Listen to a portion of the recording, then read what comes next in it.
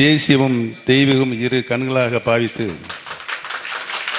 நம்மளெல்லாம் மனிதருள் மாணிக்கமாக விளங்கிய ஐயா பசும்பொன் முத்துராமலிங்க தேவர் அவரை வணங்கி, நான் கல்வியில் பட்டப்படிப்பை முடித்துவிட்டு 73ஆம் ஆண்டு நானும் என்னுடைய நண்பரும் சும்மா இருக்கக்கூடாதுன்ட்டு தினமலர் மாலை முரசு பத்திரிகையில் செய்தி வந்து, படித்த பட்டதாரிகள் தாகமாகவே சுய தொழிலை உருவாக்கி கொண்டார்கள் அப்படிங்கிற ஒரு தலைப்பு செய்தி வந்துச்சு.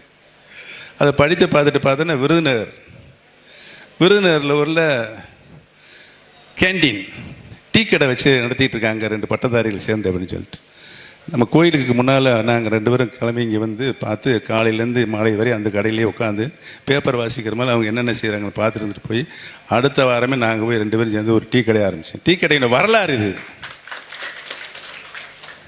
பார்த்தா அவங்க என்னென்னா சில பால்கள் சரியாக எங்களுக்கு வந்து சேரவில்லை, தரமில்லாத பால்களாக இருந்தது. உடனே போய் நாங்கள் போய் திருச்செங்கோடு நாமக்கல்லாம் போய் கிட்டத்தட்ட ஒரு 40-50 எருமாடை வாங்கிட்டு வந்து பண்ணைய ஆரம்பித்தோம். நல்ல பால் வந்துச்சு. ஒரு நாளைக்கு வெறும் டீ காப்பி மட்டும் 340 லிட்டர் போடும். காலைல 5 மணிக்கு ஆரம்பித்தா 11 மணிக்கு முடிச்சிடுவோம். 3:30 மணிக்கு ஆரம்பித்தா 6 மணிக்கு முடிச்சிடுவோம். அப்போயே எங்களுக்கு 73-74 ஒரு நாளைக்கு 1000 ரூபா கிடைக்கும்.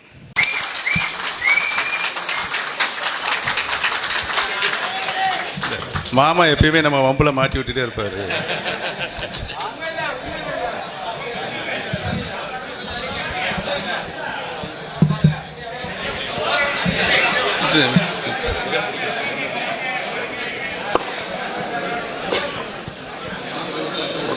நம்ம கூட மைக் கூட கோவத்தில் தான் இருக்கு போல இருக்கு.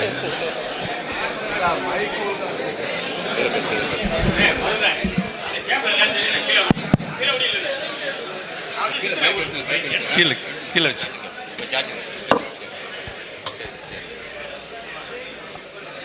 கழகத்தினுடைய நிறுவன தலைவர் புரட்சித் தலைவர் பொன்னுச்சாமல் மக்கள் திலகம் எம்ஜிஆர் அவர்களையும், காலமெல்லாம் ஏழை எளிய மக்கள் மீது அன்பும் பண்பும் பற்றும் பாசம் வைத்து நல்லாட்சி நடத்திய இதயம் புரட்சித் தலைவி மாண்புமிகு அம்மா அவர்களையும், தேசியமும் தெய்வீகமும் இரு கண்களாக பாவித்து